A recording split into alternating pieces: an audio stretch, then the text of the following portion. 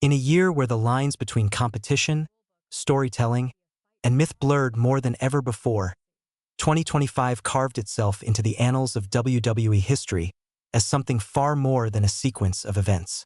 It became a living testament to evolution, not just of characters, not just of narratives, but of legacy itself. This was not merely about championships or headline-grabbing rivalries, though there were plenty of both.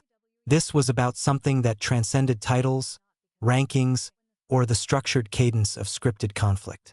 It was about honor. It was about pride. It was about what happens when raw passion meets unflinching will inside the ropes.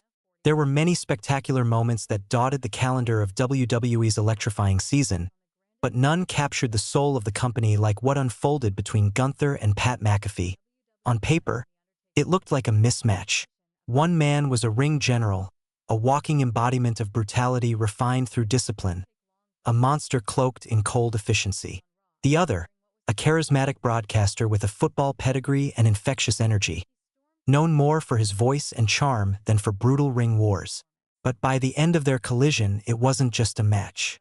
It wasn't just a confrontation. It became a spiritual war that echoed into the very bones of the WWE Universe. People weren't just watching. They were feeling it, breath held, eyes wide, as if the ring itself had become a portal into something ancient and visceral. And what followed altered perceptions forever. To understand the gravity of this moment, you have to rewind to the night after WrestleMania 41. Gunther had walked into that event with all the thunder of a man certain of victory and walked out having tasted something that had long eluded him. Defeat. That kind of loss on that kind of stage didn't just sting. It unchained something inside him. The rage was not theatrical. It wasn't just for show. You could see it in the way he moved the very next night on Raw. His walk wasn't just purposeful, it was stormy. You could almost hear the rage building under his skin. This wasn't a man looking to recover. This was a man possessed. It didn't take long for the fuse to ignite. During what should have been a routine segment, a commentary table discussion, Gunther made a decision that would ripple through the company. With the show running live and millions watching around the globe, Gunther stormed the announcer's table. His eyes were not scanning the crowd or the camera. They were locked, burning on Michael Cole. Why Cole? Why the veteran announcer? Because, alongside his colleague Pat McAfee, Cole had committed the unpardonable sin of critique. During WrestleMania, the duo had analyzed Gunther's performance, and in his mind, they had crossed a line. To Gunther, that kind of analysis wasn't just offensive. It was dishonor. He moved like a man unhinged. The moment was surreal. 1 second Cole was seated, speaking into the mic, and the next, he was being yanked from his chair by the collar. His headset torn away as Gunther choked him out in a shocking act of pure, undiluted rage. It was sudden. It was brutal. It was real. Security poured in. The show unraveled. And in the chaos, something happened that no one quite expected. Pat McAfee, a man who could have easily stepped back and let it unfold like everyone else, instead threw off his headset and stepped into the eye of the storm. There was a moment, just a second, where the world paused. McAfee, face to face with Gunther, wasn't talking. He wasn't yelling. He was standing, daring, ready. And then Gunther struck. It wasn't a punch.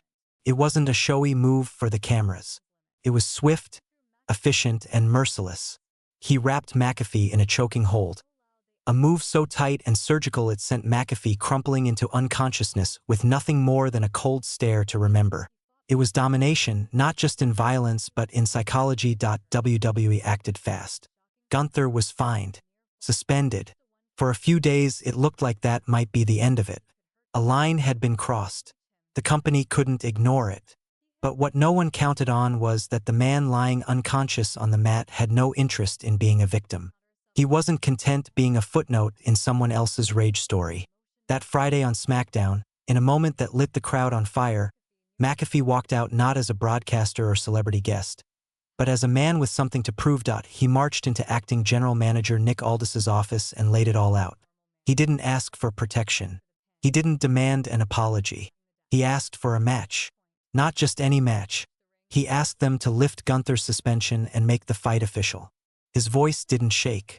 His stare didn't waver. There was no smirk, no showman's grin. He wasn't doing this for ratings.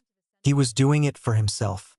Because sometimes in this business, pride isn't about what you say on a mic. It's about what you're willing to suffer for inside the ropes.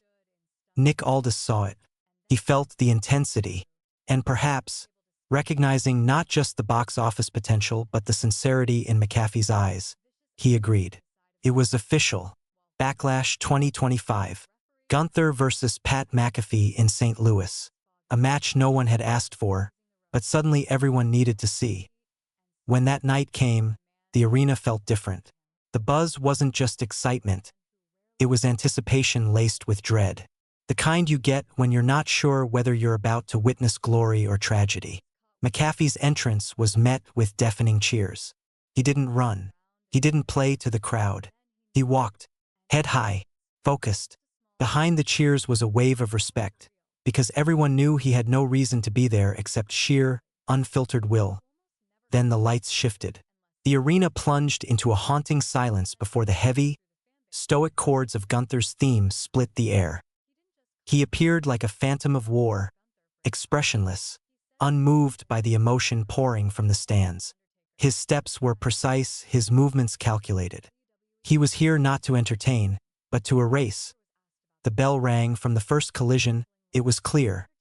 This was not going to be a wrestling match in the traditional sense. It was a symphony of brutality composed by a man who saw the ring as a proving ground, and the opponent as nothing more than a subject for his lesson. Gunther didn't attack, he executed. He threw McAfee like a rag doll across the mat. The sound of his chops echoed like gunshots. German suplexes folded McAfee into angles the human body wasn't meant to endure. Knees like battering rams. Elbows like sledgehammers. Gunther was making a statement, and the audience was listening. But something started to shift. It wasn't in Gunther. It was in McAfee. Because no matter how many times he was sent crashing to the mat, he got back up. Blood in his mouth. Breathing ragged, but upright. Alive. Fighting. He threw punches that found their mark. A sudden kick staggered Gunther, drawing a gasp from the crowd. A counter suplex. A near fall. It wasn't much, but it was enough. Enough to show he wasn't just a body in the ring. He was a fighter, a warrior, a man who refused to stay down. Michael Cole, on commentary, couldn't contain himself. His voice cracked with emotion. He rose from his chair. He pounded the desk. He called each moment with the urgency of a man watching his friend claw through hell. And when McAfee nearly stole the win with a roll-up, the place exploded. Not because they thought he'd win, but because they knew, for that moment, he belonged. But the ring general never loses control for long. He regained his composure. The ending began to take shape. Gunther hoisted McAfee up and drove him into the mat with a powerbomb that could have ended most matches. But he didn't pin. No. He looked down, studying his prey. And then he dragged McAfee to the center of the ring and locked in a sleeper hold. This wasn't just to win. This was to dominate, to extinguish. The referee hesitated. McAfee's body slackened. The sleeper turned into a stranglehold. And then came the finishing touches. A barrage of elbows to the side of the head while still holding the sleeper in place. It was too much. The official called it. The bell rang, and silence fell. But then, something happened. McAfee moved. Barely. Slowly. Groggily. But he stood. On his feet. Eyes glazed. Blood on his face. He stood. And stared. Across the ring. At the man who had broken him. And Gunther, of all people, turned around. Saw him. And did something that no one could have predicted. He nodded. Just once. A silent, solemn acknowledgement. No words were spoken. But the nod said it all. It could have ended there. But the story kept writing itself. Backstage cameras caught the subtle whispers of something else. Of someone else. Watching from the shadows. Someone who rarely speaks. Who almost never offers commentary. But who, on this night, felt something stir. That man was the Undertaker. Later that night, a quiet interview was posted to WWE's social media. The dead man, his voice low and measured, spoke about the match. Not with hyperbole, not with sound bites, with reverence. He didn't just compliment McAfee for his heart. He didn't just praise Gunther for his execution. He said something no one expected. He said Gunther reminded him of himself.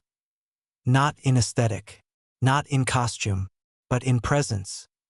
The icy calm, the precision, the gravity that changes a room when he walks in. The Undertaker said Gunther may be even more dangerous than he was in his prime, because Gunther was beginning to understand something deeper, something it took the dead man years to master. Respect. A monster with rage is dangerous, but a monster who respects the battlefield, who learns to honor even the ones he destroys, that, the Undertaker said, is unstoppable. That nod to McAfee wasn't just respect. It was evolution. And as for McAfee, the Undertaker didn't hold back. He called his performance an act of defiance that few souls walking T.